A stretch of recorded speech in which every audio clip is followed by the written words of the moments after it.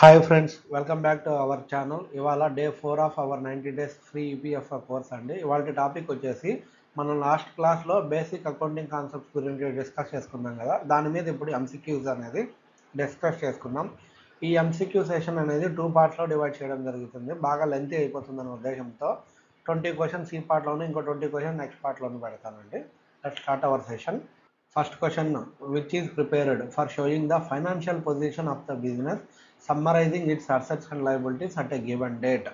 జనరల్గా మనం ఏమనుకుంటామంటే సమ్మరైజింగ్ అనగానే ట్రయల్ బ్యాలెన్స్ గుర్తొచ్చేస్తుందండి. కానీ ఇక్కడ ట్రయల్ బ్యాలెన్స్ యొక్క మీకు అనుకోవడం కాదు. వీళ్ళ ముఖ్య ఉద్దేశం ఏంటంటే ఫైనాన్షియల్ పొజిషన్ ఆఫ్ బిజినెస్ గురించి చెప్తున్నారు.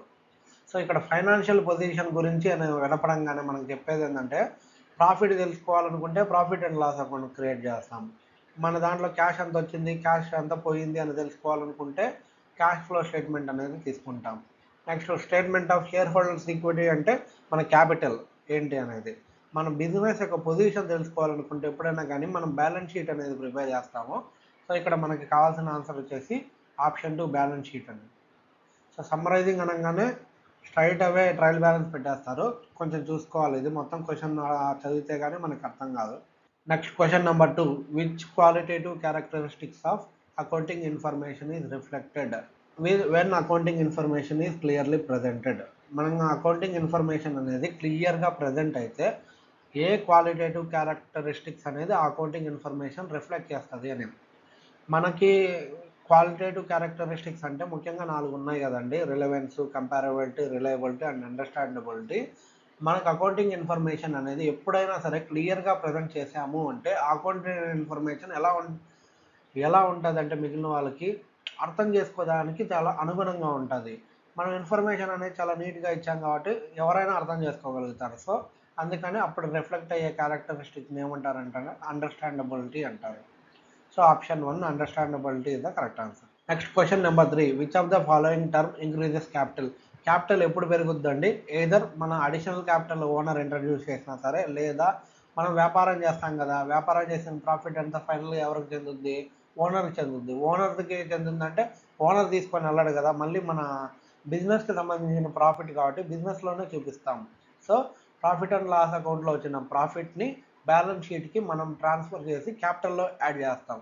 సో మనకి క్యాపిటల్ పెరుగుతుంది అంటే దానికి 2 కారణాలు: ఒకటి అడిషనల్ క్యాపిటల్ అన్న వచ్చిండాలి, లేదంటే ప్రాఫిట్ అన్న పెరిగి ఉండాలి. సో ఇక్కడ రెండిట్లో ఏదో ఆప్షన్ ఉంటే అది మనకి కరెక్ట్ ఆన్సర్. సో ఇక్కడ అన్ని చూసుకుంటే డ్రాయింగ్ అంటే తగ్గిపోద్ది క్యాపిటల్, ఎక్స్పెన్సెస్ అంటే మనం వాడిన ఖర్చులు, లాస్ అంటే మనకు లాస్ వచ్చింది అప్పుడు క్యాపిటల్ తగ్గిపోతుంది కదా. సో ప్రాఫిట్ ఆప్షన్ 4లో ఉంది కాబట్టి ప్రాఫిట్ అనేది మనకు correct answer. So next question, sale is recognised as revenue. మనకి రెవెన్యూ రికగ్నిషన్ కాన్సెప్ట్ ఉంది కదండి ఆల్రెడీ.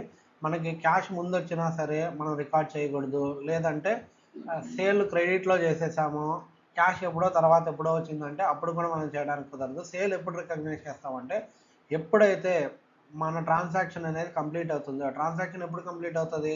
ఏదర్ మనం చేసిన గూడ్స్ డెలివరీ అన్నా ఉండాలి, లేదా సర్వీస్ డెలివరీ అన్నా ఉండాలి, అప్పుడు మాత్రమే మనకి ట్రాన్సాక్షన్ అనేది కంప్లీట్ అయినట్టు. సో మనం ఎప్పుడు సేల్స్ని రికగ్నైజ్ చేస్తాము అంటే when the contract of sale is enter.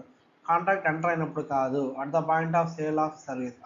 మన గూడ్స్ అండ్ సర్వీసెస్ ఎప్పుడైతే కంప్లీట్ అవుతాయో అప్పుడు మాత్రమే మనం రికార్డ్ చేయాలి. కాబట్టి మనకి ఆప్షన్ 2 అనేది కరెక్ట్ ఆన్సర్. నెక్స్ట్ ఆప్షన్ 3 చూసుకున్నట్టయితే after the credit period allowed to the debtor. Credit period allowed అంటే మనం సేల్ చేసేసాం, క్రెడిట్ సేల్, అతనికి కొంచెం టైం ఇచ్చాం, 30 డేసా 60 డేసా అని.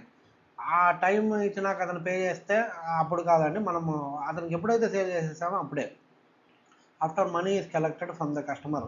మనం సేల్ చేసాము, తర్వాత ఎప్పుడో మనీ కలెక్ట్ చేసాం, లేదా ముందే అడ్వాన్స్గా మనీ కలెక్ట్ చేసాము, సో అప్పుడు మనం రికార్డ్ చేయడానికి కుదరదు. సేల్ అప్పుడు కంప్లీట్ కాల, మనకు మనీ వచ్చిందంటే. సేల్ ఎప్పుడు కంప్లీట్ అవుతుందంటే మనం ఎప్పుడైతే గూడ్స్ అండ్ సర్వీస్ని డెలివరీ చేసేస్తాం. కాబట్టి at the point of sale of goods or services. Option 2 అనేది correct answer. Question number 5. Use of common unit of measurement and common format of reporting promotes. మనం companies ఎప్పుడైనా సరే common unit of measurement, like అన్ని companies కనుక rupees సింబల్నే వాడడము, లేదా అన్ని డాలర్ సింబల్నే వాడడము, అట్లా కామన్ యూనిట్ ఆఫ్ మెజర్మెంట్ వాడితే, లేదంటే following common format of reporting, లేక అందరూ ఒకే టైప్ ఆఫ్ షెడ్యూల్స్ వాడితే వాళ్ళ అకౌంటింగ్ ఫైనాన్షియల్ ఇన్ఫర్మేషన్ అనేది రిపోర్ట్ చేయడానికి, like schedule 3 of companies act అని యూనిఫామ్ ఒక షెడ్యూల్ వాడారనుకో, ఇది మనకి ఏం ప్రమోట్ చేస్తుంది అంటే, ఇలా అన్నీ ఒకే టైప్ ఆఫ్ కరెన్సీ వాడడం వల్ల, అన్నీ ఒకే టైప్ ఆఫ్ రిపోర్టింగ్ ఫార్మాట్ వాడడం వల్ల మనకి ఏమవుతుందంటే, ఒక కంపెనీ నుంచి ఇంకో కంపెనీ యొక్క పర్ఫార్మెన్స్ని మెజర్ చేయడానికి ఉంటుంది. అదే సేమ్ కంపెనీకి సంబంధించిన డిఫరెంట్ పీరియడ్స్కి సంబంధించిన అకౌంటింగ్ పర్ఫార్మెన్స్ అనేది మెజర్ చేయడానికి మనకి వీలుగా ఉంటుంది. సో ఇలా వీలుగా ఉండదాన్ని ఏం చేస్తాం, కంపేర్ చేయడం అంటారు. దానికి ఫ్యూచర్ ఏంటి అంటే కంపారబిలిటీ అనే ఫ్యూచర్ అండి. ఇక్కడ ఇది ఎక్కడ ఉందంటే మనకు ఆప్షన్ 1లో ఉంది. సో కరెక్ట్ ఆన్సర్ వచ్చేసి option 1 comparability. Question number 6, which discount is allowed to the customers for making prompt payment? Customers prompt payment అంటే పేమెంట్ అనేది టైం ప్రకారం త్వరగా చేయడం కోసం కస్టమర్లకి బిజినెస్ మెన్స్ అనేది ఏ డిస్కౌంట్ ఇస్తారు అని ఇక్కడ అడగడం జరిగిందండి. డిస్కౌంట్ అనేది మామూలుగా 2 టైమ్స్ ఇస్తారు. At the time of sale, ముందే మనము సేల్ చేసేటప్పుడు అలా నేను ఎక్కువ కొంటాను, నాకు కొంచెం డిస్కౌంట్ ఇవ్వండి, ఇట్లా మనం అడుగుతాం కదా. సో ఆ డిస్కౌంట్ ఇచ్చేటప్పుడు వచ్చేసి ఏం డిస్కౌంట్ అంటారంటే దాన్ని ట్రేడ్ డిస్కౌంట్ అంటారు. అలా కాదు, మనం ఒకడికి అమ్మేసాం బట్ అప్పుడు క్యాష్ తీసుకోలేదు, అప్పుగా ఇచ్చేసాం, తర్వాత ఎప్పుడో అతను ఇస్తానని చెప్పాడు. ఆ ఇచ్చేటప్పుడు ఏం చెప్తామంటే, నువ్వు త్వరగా కనుక పేమెంట్ చేసేస్తే, అంటే నాకు 30 డేస్లో పేమెంట్ చేసినా 1 వీక్లో పేమెంట్ చేసినా సరే, నువ్వు నాకు 10,000 ఇవ్వాలనుకోండి, నేను ఒక 500 తగ్గిస్తాను, 9,500 ఇస్తే చాలు అని దాని తర్వాత చెప్తాము. అంటే మనం ఆ కస్టమర్ దగ్గర నుంచి క్యాష్ రాబట్టుకోవడానికి ఇచ్చే డిస్కౌంట్ కాబట్టి దీన్ని ఏమంటామంటే క్యాష్ డిస్కౌంట్ అంటారు. సేల్ జరిగేటప్పుడు ఇస్తే ట్రేడ్ డిస్కౌంట్, సేల్ జరిగిపోయింది తర్వాత కస్టమర్ అనేది పేమెంట్ త్వరగా చేయాలి అనుకోవడం కోసం ఇస్తున్నాడు డిస్కౌంట్ అయితే దాన్ని క్యాష్ డిస్కౌంట్ అంటారు. సో ఇక్కడ మన క్యాష్ డిస్కౌంట్ అనేది ఎక్కడ ఉందంటే option 1, cash discount is the correct answer. Question number 7, expenditure which are revenue in nature and the benefit of which is likely to be derived over a number of years. Revenue expenditure అంటే ఏ ఇయర్లో అయితే ఎక్స్పెండిచర్ని అదే ఇయర్లో మనం account చేస్తాం, అంటే దాని యొక్క ఖర్చు ఆ ఇయర్కి సరిపోతుంది. లైక్ ఫర్ ఎగ్జాంపుల్ ఒక కరెంటు బిల్ కడుతున్నాము, కరెంటు బిల్ ఏంది ఆ ఇయర్లో ఆ మంత్కి అయిపోతుంది. రెంట్ కడుతున్నాం, ఏ ఇయర్కి సంబంధించిన రెంట్ ఆ ఇయర్లోనే అయిపోతుంది దాని యొక్క ఎక్స్పెండిచర్ని. సో అలా ఏ ఇయర్కి కంప్లీట్ అయితే ఆ ఇయర్లోనే బుక్ చేసే ఎక్స్పెండిచర్ని రెవెన్యూ ఇన్ నేచర్ అంటారు. ఒకవేళ అలాంటి ఎక్స్పెండిచర్ ఏదైనా సరే నెంబర్ ఆఫ్ ఇయర్స్, ఇంకా చాలా ఇయర్స్ కనుక మనం క్యారీ ఫార్వర్డ్ చేస్తే వాటిని ఏమంటారంటే డిఫర్డ్ రెవెన్యూ ఎక్స్పెండిచర్. అవి రెవెన్యూ ఎక్స్పెండిచరే బట్ దాని యొక్క ఎక్స్పెన్స్ అనేది ఆ ఇయర్కి కన్ఫైన్ అవ్వట్లేదు, ఇక 3-4 ఇయర్స్కి క్యారీ ఫార్వర్డ్ అయ్యే అవకాశం ఉంటే అలాంటి ఎక్స్పెన్సెస్ని డిఫర్డ్ రెవెన్యూ ఎక్స్పెండిచర్ అంటారు. ఇది మనకు వచ్చేసి క్యాపిటల్ ఎక్స్పెండిచర్, రెవెన్యూ ఎక్స్పెండిచర్ అనే టాపిక్లో డిస్కస్ చేస్తాము. సో ఇప్పుడు మనకి వచ్చేసి ఆన్సర్ ఏంటనేది డిఫర్డ్ రెవెన్యూ ఎక్స్పెండిచర్ అండి. ఇది ఆప్షన్ 3లో ఉంది. Question number 8, which of the following is the capital expenditure? కింది వాటిల్లో ఏది క్యాపిటల్ ఎక్స్పెండిచర్ అంటారు. ఒకవేళ మనము ఇందాక ఆల్రెడీ డిస్కస్ చేసుకున్నాం కదా, ఎక్స్పెండిచర్ అనేది 2 టైప్ ఉంటుంది. ఒకటి రెవెన్యూ ఎక్స్పెండిచర్ అంటారు, ఇంకో దాన్ని క్యాపిటల్ ఎక్స్పెండిచర్ అంటారు. ఒకవేళ మనం మనీ స్పెండ్ చేసేది కనుక ఒక బిల్డింగ్ని కొనడానికో లేదా బిల్డింగ్ని ఇంప్రూవ్ చేయడానికో లేదంటే ఆ పెట్టిన ఖర్చు కనుక చాలా ఇయర్స్కి మనకు బెనిఫిట్ రూపంలో మనకి యాడ్ ఆన్ అవుతుంది అనిపిస్తే అలాంటి ఎక్స్పెండిచర్ని మనం ఎప్పుడైనా సరే అది క్యాపిటల్ ఎక్స్పెండిచర్ అంటారు. దానికి ఎగ్జాంపుల్ అదే, ఏదైనా ఒక బిల్డింగ్ కట్టాము, లేదంటే ప్లాంట్ అండ్ మిషనరీ కొన్నాము, లేదంటే బిల్డింగ్లో సపరేట్గా ఒక బ్లాక్ మళ్ళీ ఎక్స్టెండ్ చేసి కడుతున్నాము. సో ఇలాంటి వాటిని అన్నింటినీ క్యాపిటల్ ఎక్స్పెండిచర్ అంటారు. ఎందుకంటే దాని యొక్క బెనిఫిట్ ఆ ఒక ఇయర్ పొందాం. మనం ఒక ఎక్స్ట్రా ఒక రూమ్ వేసాము అంటే ఆ రూమ్ ఎన్నేళ్ళు ఉంటుంది, ఆ బిల్డింగ్ ఎన్నేళ్ళు ఉంటుంది, ఆల్మోస్ట్ అన్నేళ్ళ రూము ఉంటుంది, ఆ రూమ్ను మనం వాడుకోవడానికి కుదురుతుంది. సో ఇలా మనం పెట్టిన ఖర్చు 1 ఇయర్ కాకుండా దాని యొక్క బెనిఫిట్ మెనీ ఇయర్స్ కనుక ఉంటే వాటినేమో అసెట్ అంటారు. అలాంటి వాటికి పెట్టే ఎక్స్పెండిచర్ని క్యాపిటల్ ఎక్స్పెండిచర్ అంటారు. అదే మనం సింపుల్గా మన డే టు డే ఆపరేషన్స్ కోసము లేదా మెయింటెనెన్స్ కోసము ఎప్పుడు మనం ఖర్చు పెడతామే, అది ఆ ఇయర్లో మాత్రమే దాని యొక్క బెనిఫిట్ ఉంటుంది అనిపిస్తే అలాంటి వాటిని ఏమంటామంటే రెవెన్యూ ఎక్స్పెండిచర్ అంటారు. ఎగ్జాంపుల్స్ ఏంటంటే రిపేర్ చేయించాము, ఒక బిల్డింగ్కి వైట్ వాషింగ్ చేయించాము, క్లీనింగ్ చేయించాం, శాలరీస్ పే చేసాం, రెంట్ పే చేసాం, ఎలక్ట్రిసిటీ పే చేసాం, ఇవంతా వచ్చేసి ఆ ఇయర్కే చెందుతాయి. సో అలాంటి వాటిని రెవెన్యూ ఎక్స్పెండిచర్ అంటారు. సో ఇప్పుడు మనకు అడిగింది ఏంటంటే కింద వాటిల్లో ఏది క్యాపిటల్ ఎక్స్పెండిచర్ అన్నారు. ఇక్కడ ఆప్షన్ చూసుకున్నాం అనుకో, option 1 wages paid for repair of building. Repair అనేది ఏంది, ఏదో చిన్న ప్రాబ్లం వచ్చింది దాన్ని రెక్టిఫై చేసేసాం, అక్కడికి అయిపోతుంది మనకి అంతా. ఎంటైర్ బిల్డింగ్ని మనం ఏం మాడిఫై చేయలేదు, కొంచెం ఏదో పార్ట్ని రిపేర్ చేసేసాం అంతే, కాబట్టి దీన్ని రెవెన్యూ ఎక్స్పెండిచర్ అంటారు. Wages paid for white washing of building. White washing అన్నా పెయింటింగ్ అన్నా అవి వచ్చేసి ఆ టెంపరీ ఎక్స్పెండిచర్, నీకు ఆ టైం వరకు వచ్చే బెనిఫిట్, కాబట్టి దీన్ని రెవెన్యూ ఎక్స్పెండిచర్ అంటారు.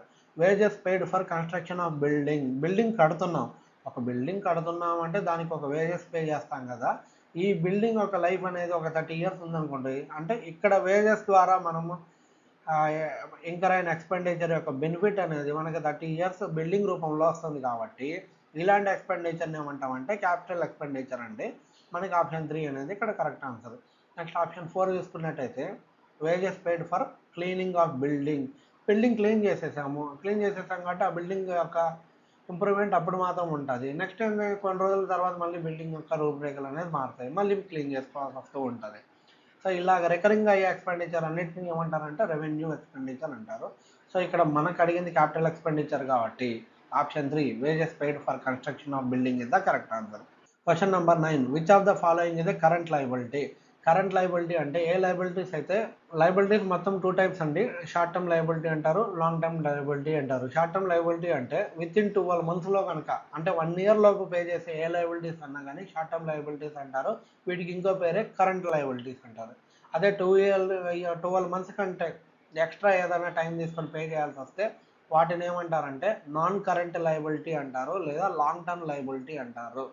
సో ఇప్పుడు షార్ట్ టర్మ్ లయబిలిటీస్ యొక్క ఎగ్జాంపుల్ వచ్చేసి క్రెడిటార్స్, మనం ఏదైనా సేల్ చేసాము, వాళ్ళ డెటార్స్ వాళ్ళు వెంటనే ఇవ్వాల్సి వస్తుంది. సో మనం ఇక్కడ లయబిలిటీ గురించి మాట్లాడుకుంటున్నాం కాబట్టి మనం ఇవ్వాల్సింది అనుకోండి, మనకి ఎవరన్నా సరే అప్పుగా ఇచ్చేశారు, మనం అప్పుగా ఇచ్చిన వాళ్ళు ఏంది 1 monthకో 2 monthకో 3 monthకో తీసుకుంటారు కదా. సో వీళ్ళని ఏమంటారంటే క్రెడిటార్స్ అంటారు. Bills payable like current bill కట్టాలి, బిల్డింగ్ రెంట్ కట్టాలి, ఇలాంటి వాటిని అన్నిటిని 12 months లోపు మనం పే చేయాల్సినది. బ్యాంకులో ఓడీ తీసుకొని ఉంటాము, ఆ ఓడీ కూడా ఏంటంటే షార్ట్ టర్మ్ లయబిలిటీ.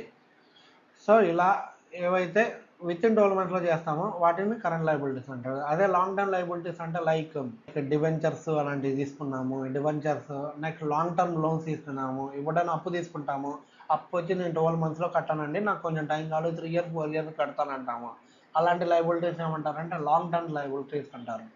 సో ఇలాంటి ఏమన్నా అంటే వాటిని 12 months తర్వాత పే చేయాల్సి వస్తుంది. ఇక్కడ ఏమన్నారంటే కరెంట్ లయబిలిటీ అంటున్నారు. కరెంట్ లయబిలిటీ ఏంటంటే విత్ ఇన్ 12 monthsలో పే చేసేది. సో ఆప్షన్ చూసుకున్నట్టయితే క్రెడిటర్స్ విత్ ఇన్ 12 monthsలో పే చేస్తాం. బ్యాంక్ ఓవర్ డ్రాఫ్ట్ అని కూడా ఏంటంటే విత్ ఇన్ 12 monthsలో పే చేస్తాం. లాంగ్ టర్మ్ అంటే 12 months కంటే ఎక్కువ చేస్తాం కాబట్టి ఇది నాన్ కరెంట్ లయబిలిటీ కిందకి వస్తుంది. సో ఆప్షన్ 1 and 2 రెండు కూడా కరెంట్ లయబిలిటీసే కాబట్టి మనకి కరెక్ట్ ఆన్సర్ వచ్చేసి option 4 both A and B. Question number 10 stock is valued at. Stock అనేది ఎలా వాల్యూ చేస్తాము అని చెప్తున్నారండి. మనకి ఇదివరకు బేసిక్ అకౌంటింగ్ కాన్సెప్ట్స్ ఉంది కదా, ఆ చాప్టర్లో కన్జర్వేటిజం లేదా ప్రూడెన్స్ అనే కాన్సెప్ట్ చూసుకున్నాం కదా. ఆ కాన్సెప్ట్ ఏం చెప్పొద్ది, do not anticipate profits but provide for all possible losses. Profits ఏమన్నా ఉంటే దాన్ని బుక్స్లో చూపించకండి, వచ్చే అవకాశం ఉన్న ప్రాఫిట్స్ని. అదే లాసెస్ అనుకో, వస్తాయో రావో తెలియకపోయినా సరే వాటిని బుక్స్లో చూపించండి అనేది కన్జర్వేటిజం యొక్క ప్రిన్సిపల్. సో ఆ ప్రిన్సిపల్ ఏం చెప్పుద్ది అంటే, ఎప్పుడైనా స్టాక్ కనుక నువ్వు 1000 రూపాయలు పెట్టి కొన్నావు అంటే, ఇప్పుడు మార్కెట్లో ఆ స్టాక్ అమ్మితే నీకు 950 రూపాయలే వచ్చింది అంటే, నువ్వు 950 రూపాయలుగానే స్టాక్ని నీ బుక్స్లో చూపించు అని ఈ కన్జర్వేటిజం ప్రిన్సిపల్ చెప్పుద్ది. ఎందుకంటే యాంటిసిపేషన్ యొక్క లాసెస్ అనేది నువ్వు ముందుగానే చూపించాలి. దీని యొక్క మీనింగ్ ఏంటంటే stock is valued at either net realisable value or market value whichever is lower అనేది. అంటే ఏదైతే తక్కువ ఉంటుందో దాన్ని చూపించమని ఈ ప్రిన్సిపల్ చెప్పుద్ది. సో ఇక్కడ ఆప్షన్ 1 కాస్ట్కి చూపించాలా, ఆప్షన్ 2 నెట్ రియలైజబుల్ వాల్యూకి చూపించాలంటే, అంటే అమ్మితే ఎంత వస్తుందో ఆ వాల్యూని నెట్ రియలైజబుల్ వాల్యూ అంటారు. Option 3 cost or net realisable value whichever is lower. Option 4 cost or net realisable value whichever is higher. So ఇక్కడ మనం కాస్ట్ కొన్నాము, కాస్ట్ ఎక్కువ ఉంది, నెట్ రియలైజబుల్ వాల్యూ లేదా మార్కెట్ వాల్యూ తక్కువ ఉంది అనుకుంటే ఏది తక్కువ ఉంటే దాన్నే చూపించాలి కాబట్టి సో ఆప్షన్ 3 అనేది మనకి ఇక్కడ కరెక్ట్ ఆన్సర్ అండి. Cost or net realisable value whichever is lower. Next question number 11. Which of the following is not a accounting concept? కింది వాటిల్లో ఏది అకౌంటింగ్ కాన్సెప్ట్ కాదు అన్నారు. So option 1 matching concept accounting కాన్సెప్టే, డోల్ ఆస్పెక్ట్ కాన్సెప్ట్ అకౌంటింగే. Option 3 prudence కూడా accounting కాన్సెప్టే. Option 4 true and fair view concept. ఈ కాన్సెప్ట్ ఏమీ లేదండి, మనం ఈ ప్రిన్సిపల్స్ అన్నీగా ఫాలో అయితేనా అప్పుడు మన ఫైనాన్షియల్ స్టేట్మెంట్స్ అనేది ట్రూ అండ్ ఫెయిర్ వ్యూ అంటే నిజంగా నమ్మదగినదిగా మన ఫైనాన్షియల్ స్టేట్మెంట్స్ అనేది ఉండడం జరుగుతుంది. సో ఇవన్నీ ఫాలో అయితే వచ్చేదే మనకు ట్రూ అండ్ ఫెయిర్ వ్యూ, ఇది కాన్సెప్ట్ కాదు. సో అందుకే ఆప్షన్ 4 అనేది ఇక్కడ మనకి correct answer. Question number 2. Accounting concepts are based on. Accounting concepts అనేది జనరల్గా వేటిని బేస్ చేసుకుని ఉంటారంటే కొన్ని అజంప్షన్స్ అండి. మనం స్టార్టింగ్లోనే డిస్కస్ చేసాం కదా, మనం చెప్పినా చెప్పకపోయినా 3 అజంప్షన్స్ అన్ని ఎప్పుడు ఫాలో అవుతున్నామని అందరూ నమ్ముతారు. వాటిని ఏమంటారంటే ఫండమెంటల్ అకౌంటింగ్ అజంప్షన్స్ అంటారు. సో అవేంటి, మన గోయింగ్ కన్సర్న్ కాన్సెప్ట్ అంటాము, అక్రూవల్ కాన్సెప్ట్ అంటాము, కన్సిస్టెన్సీ అనేది. ఈ 3 కనుక మన బిజినెస్ ఎవరు చేస్తున్నా వాళ్ళు ఖచ్చితంగా వీటిని యూనివర్సల్గా ఫాలో అవుతున్నారు అని మనం నమ్ముతాం. మనమే కాదు, మన ఫైనాన్షియల్ స్టేట్మెంట్స్ మీద ఎవడైతే డిపెండ్ అవుతుందో వాళ్ళందరూ నమ్ముతారు. ఒకవేళ మనం ఫాలో కాకపోతే దాన్ని డిస్కస్ చేయడం జరుగుతుంది. సో ఇప్పుడు మన ఆప్షన్ చూసుకుందాం అంటే option 1 certain facts and figures, option 2 government guide lines, option 3 certain assumptions, option 4 certain accounting records. So ఈ అకౌంటింగ్ కాన్సెప్ట్స్ అనేది ఒక అజంప్షన్స్ బేస్ చేసుకొని ఫాలో అవుతామండి. అజంప్షన్ అనేది యూనివర్సల్గా అందరూ యాక్సెప్ట్ చేస్తారు, ఓకేనా. వీటిని ఎవరు ఒక గవర్నమెంట్ కానీ ఒక ఫ్యాక్ట్ అండ్ ఫిగర్స్ కానీ ఇట్లా ఏవి ఫిక్స్ చేయలేదు. సో ఈ అజంప్షన్ యూనివర్సల్గా అందరూ యాక్సెప్ట్ చేసి వాటిని ఫాలో అవుతారు కాబట్టి అకౌంటింగ్ కాన్సెప్ట్స్ అనేది సర్టెన్ అజంప్షన్స్ మీద బేస్ చేసుకొని ఉంటాయి అనేది కరెక్ట్ ఆన్సర్ ఆప్షన్ 3 అండి. Next question number 13. According to which concept owners are treated as creditors of the business? ఓనర్ని బిజినెస్కి సంబంధించి క్రెడిటార్స్గా పరిగణించేది ఏ కాన్సెప్ట్ అని? ఏ కాన్సెప్ట్ అంటే లీగల్ ఎంటిటీ కాన్సెప్ట్ లేదా బిజినెస్ ఎంటిటీ కాన్సెప్ట్. దీన్ని సపరేట్ లీగల్ ఎంటిటీ కాన్సెప్ట్ అని కూడా అంటారు. ఈ కాన్సెప్ట్ ఏం చెప్పుద్దంటే ఓనరు బిజినెస్ ఎప్పుడైనా సరే వేరువేరుగానే చూడాలి. ఓనర్ పెట్టిన పెట్టుబడి బిజినెస్లో ఏమంటారో దాన్ని క్యాపిటల్ అనే ఒక లయబిలిటీ లాగా బుక్స్లో చూపించాలి అని. ఈ ఈక్వేషన్ మనకి ఏం చెప్తుందంటే assets are always equal to liability అని. సో ఏ కాన్సెప్ట్ ప్రకారం ఓనర్స్ అండ్ బిజినెస్ సపరేట్ అంటే బిజినెస్ ఎంటిటీ కాన్సెప్ట్ లేదా లీగల్ ఎంటిటీ కాన్సెప్ట్ అంటారు. దాన్నే సపరేట్ లీగల్ ఎంటిటీ కాన్సెప్ట్ అని కూడా అంటారండి. సో ఆప్షన్ 1 అనేది మనకి ఇక్కడ correct answer. Question number 14. Double accounting system ఓస్ ఇట్స్ ఒరిజిన్ టు. ఈ డబుల్ అకౌంటింగ్ సిస్టమ్ అనేది ఎవరు కనిపెట్టారనండి దీని మీనింగ్. డబుల్ ఎంట్రీ సిస్టమ్ అంటే ఏంది, ఒక ఎంట్రీకి 2 టైప్స్ ఆఫ్ ఆస్పెక్ట్స్ అనేది ఉంటాయి. ఏదైనా ఒక ట్రాన్సాక్షన్ ఎంటర్ చేస్తున్నామంటే దానికి 2 ఆస్పెక్ట్స్ ఉంటాయండి. ఒకటి డెబిట్ అని ఉంటుంది, 2 క్రెడిట్ అని ఉంటుంది. సో ఈ ఆస్పెక్ట్స్ వల్లే మనకి ఎప్పుడైనా సరే అకౌంటింగ్ ఈక్వేషన్ అనేది ఎప్పుడు ట్రూగా చూపిస్తుంది. అంటే ఫర్ ఎగ్జాంపుల్ మనం ఒకటి డెబిట్ అని రాస్తున్నాం ఒక 100 రూపాయలు అంటే దానికి ఈక్వల్గా ఇంకో చోట ఏంటంటే క్రెడిట్ అనేది ఇంకో 100 రూపాయలు ఎంట్రీ చేస్తామంటే దీనివల్ల ఏంటంటే always debit equal to credit అనేది ఉంటుంది. దీనివల్ల ఎప్పుడైనా సరే బ్యాలెన్స్ షీట్స్లో asset side and liability side అనేది ఎప్పుడు ఈక్వల్గా ఉంటుంది. దీనివల్లే మనకు ఒక ఈక్వేషన్ ఉండేది అకౌంటింగ్ ఈక్వేషన్ అనేది, అది ఎప్పుడు ట్రూగా ఉంటుంది. ఇది ఏంటంటే accounting equation assets equal to liabilities plus capital. Assets అనేది బ్యాలెన్స్ షీట్ సైడ్లో ఏవైతే ఉన్నాయో దాని యొక్క వాల్యూ ఎప్పుడు కూడా లయబిలిటీ సైడ్లో ఉన్న లయబిలిటీస్ ప్లస్ క్యాపిటల్కి ఆల్వేస్ ఈక్వల్ ఉంటాయి. దానికి కారణం ఏంటంటే ఈ డబుల్ ఎంట్రీ సిస్టమ్ యొక్క అకౌంటింగ్ని మనం ఫాలో కావడం. సో దీన్ని ఎవరు ఫస్ట్ ఇంట్రడ్యూస్ చేశారంటే ఫాదర్ ఆఫ్ అకౌంటింగ్ అని ఒక అతను ఉంటారండి. అతను ఏమంటారు, తన పేరు ఏంటంటే లూకా పాసియోలి అంటారు. అతను ఇటాలియన్ మ్యాథమెటిషియన్ యాక్చువల్గా అయితే, కానీ ఇతను డబుల్ ఎంట్రీ అనే అకౌంటింగ్ సిస్టమ్ ఇంట్రడ్యూస్ చేయడం వల్ల మన అకౌంట్స్ యొక్క రూపురేఖలు అనేది మారిపోయినాయి. అందుకనే అతను ఏమంటారంటే ఫాదర్ ఆఫ్ అకౌంటింగ్ అనడం జరుగుతుంది, అతను మ్యాథమెటిషియన్ అయినప్పటికీ కూడా. సో అతను కొన్ని బుక్స్ రాశారండి, అవి గుర్తుపెట్టుకొని. సుమ్మా ది అర్థమెటికా, జియోమెట్రియా, ప్రొపోర్షని ఎట్ ప్రొపోర్షనలిటీయా, ఇవి పబ్లిష్డ్ ఇన్ 1494లో పబ్లిష్ చేశారు. సో డబుల్ ఎంట్రీ సిస్టమ్ ఓ సిట్స్ అర్జిన్ 2 అంటే లూకా డి పాసియోలి అనేది మన correct answer, option 2. Question number 15. Final accounts must be prepared on periodic basis rather than waiting till business is terminator. మనకి business terminate అయ్యేంత వరకు కాకుండా కొన్ని periodic బేసిస్లో మన అకౌంటింగ్ యొక్క ఇన్ఫర్మేషన్ అనేది ప్రిపేర్ చేస్తూ ఉండాలి, ఫైనాన్షియల్ స్టేట్మెంట్స్ అనేది అని ఏ ప్రిన్సిపల్ చెప్పుద్ది అని. జనరల్గా అకౌంటింగ్ మనకి బిజినెస్ అనేది ఏంటి, లాంగ్ టర్మ్ కంటిన్యూ అవుతుంది, అందుకే దాన్ని గోయింగ్ కన్సర్న్ కాన్సెప్ట్ అంటాం. అంటే బిజినెస్ అనేది కొన్ని ఏళ్ళ వరకు నడుస్తూనే ఉంటుంది. సో బిజినెస్ ఎవరైనా ఎందుకు పెడతాము, ప్రాఫిట్ అండ్ లాస్ కోసం పెడతాము. ఇప్పుడు బిజినెస్ ఒక 30 ఏళ్ళు నడిచిందంటే 30 ఏళ్ళ వరకు ఆగి ప్రాఫిట్ అండ్ లాస్ అనేది మనం అకౌంట్ ప్రిపేర్ చేసుకుంటామా? ముందు మనం బిజినెస్ కంటిన్యూ చేయాలంటే మనకి ఎంత వస్తుందో తెలియాలి కదా. అందుకనే మన బిజినెస్ లైఫ్ సైకిల్ని లేదా పీరియడ్ని కొన్ని పీరియాడిక్ ఇంటర్వెల్స్ లాగా డివైడ్ చేయడం జరుగుతుంది. జనరల్గా ఏంటంటే ఇయర్లీ బేసిస్లో ఫాలో అవుతాము. ఇలా ఇయర్లీ బేసిస్లో మన లైఫ్ సైకిల్, అకౌంటింగ్ బిజినెస్ యొక్క లైఫ్ సైకిల్ని డివైడ్ చేయడం జరుగుతుంది. కాబట్టి ఇది ఏ ప్రిన్సిపల్ చెప్పుద్ది అంటే అకౌంటింగ్ పీరియాడిసిటీ కాన్సెప్ట్ అనేది చెప్పుద్ది. దీని ప్రకారమే మనం ఫైనాన్షియల్ స్టేట్మెంట్స్ అనేది ప్రిపేర్ చేయడం జరుగుతుంది. సో ఇక్కడ ఆప్షన్ 1 పీరియాడిసిటీ కాన్సెప్ట్ మనకి కావాల్సిన ఆన్సర్ అండి. Option 1 is the correct answer. Question number 16. Revenue is recognised as being earned on the date at which it is realised. Revenue అనేది మనం ఎప్పుడు ఎర్న్ చేసినట్టు అంటే ఎప్పుడైతే ఆ రెవెన్యూని మనం రియలైజ్ చేస్తామో దీనికే కాన్సెప్ట్ ఏంటంటే రెవెన్యూ రికగ్నిషన్ కాన్సెప్ట్ లేదా రియలైజేషన్ కాన్సెప్ట్ అంటారు. మనం ఎప్పుడైతే రెవెన్యూ అనేది రియలైజ్ అవుతుందో అప్పుడు మాత్రమే బుక్స్లో రికార్డ్ చేయాలి, అంతేగాని క్యాష్ ఎప్పుడు వచ్చిందో అప్పుడు చేయడానికి కుదరదు అనేది మనకి ప్రిన్సిపల్ చెప్పుద్ది. సో ఇక్కడ ఆప్షన్ చూసుకుందాం. Option 1 periodicity concept, money measurement concept, matching concept, realisation concept. So option 4 realisation concept, దీన్ని రెవెన్యూ రికగ్నిషన్ కాన్సెప్ట్ అని కూడా అంటారు. So option 4 is the correct answer. Question number 17. According to which concept all relatively important and relevant items are disclosed in the financial statement?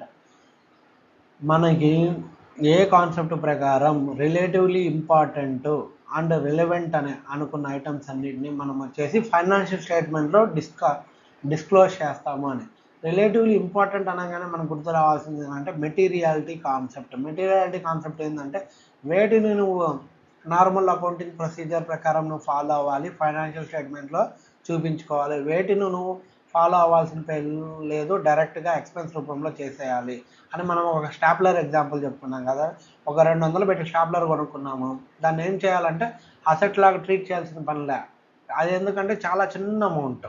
So అలాంటి దాన్ని డైరెక్ట్గా expense కిందకి profit and loss అకౌంట్లో book చేసేయచ్చు అని మనకు మెటీరియాలిటీ అనే ఒక కాన్సెప్ట్ చెప్పడం జరుగుతుంది. దాని ప్రకారమే నార్మల్ అకౌంటింగ్ పాలసీ ఫాలో కాకుండా డైరెక్ట్గా ఎక్స్పెన్స్ కిందకి రాసేస్తాము.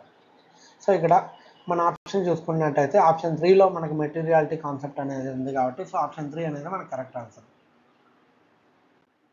Question number 18. Find the correct accounting equation. Accounting equation అంటే మనం ఇంతకుముందు ఎంసీక్యూలోనే చెప్పుకున్నాము. డబుల్ ఎంట్రీ సిస్టంలో అకౌంటింగ్ ఈక్వేషన్ వచ్చేసి జనరల్గా assets equal to liabilities plus capital. అంటే బ్యాలెన్స్ షీట్లో అసెట్ సైడ్ ఎప్పుడూ కూడా లయబిలిటీ సైడ్కి ఈక్వల్గా ఉండాలి. So assets equal to liabilities plus capital అనే ఈక్వేషన్ ఎక్కడ ఉందో అది మనకు correct answer.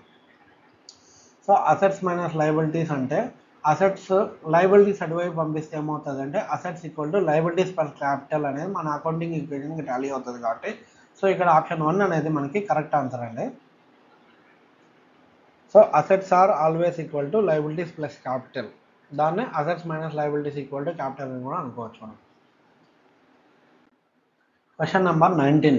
Accounting principles are divided into. Accounting principles అన్న, కన్వెన్షన్స్ అన్న, అజంప్షన్స్ అన్న, పాస్టులేట్స్ అన్న అన్నీ ఒకటే కాబట్టి అకౌంటింగ్ ప్రిన్సిపల్ని ఎలా డివైడ్ చేస్తారంటే either అకౌంటింగ్ కాన్సెప్ట్స్ గాను లేదా అకౌంటింగ్ కన్వెన్షన్స్ గాను లేదా అకౌంటింగ్ అజంప్షన్స్ గాను డివైడ్ చేసాం కాబట్టి మనము.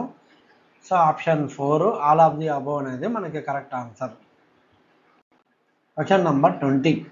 Which of the following is not a fundamental accounting assumption. మనకి ఫండమెంటల్ అకౌంటింగ్ అజంప్షన్స్ అనేది మొత్తం 3 ఉన్నాయి కదా.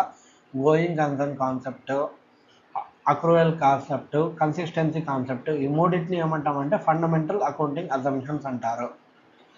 సో ఇక్కడ 3 ఎక్కడ ఉన్నాయంటే మనకి ఆప్షన్ 1 కన్జర్వేటిజం కాదు, option 2 consistency, option 3 accrual, option 4 going concern. ఈ 3 అనేది మనకి accounting assumption. So accounting assumption కాంది ఏంటంటే కన్జర్వేటిజం లేదా ప్రూడెన్స్.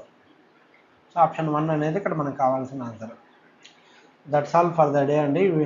ఇంతటితో ఈ సెషన్ అనేది ఎండ్ చేస్తున్నాను. ఒకవేళ మీకు వీడియో కనుక నచ్చినట్లయితే please like, share and subscribe my channel.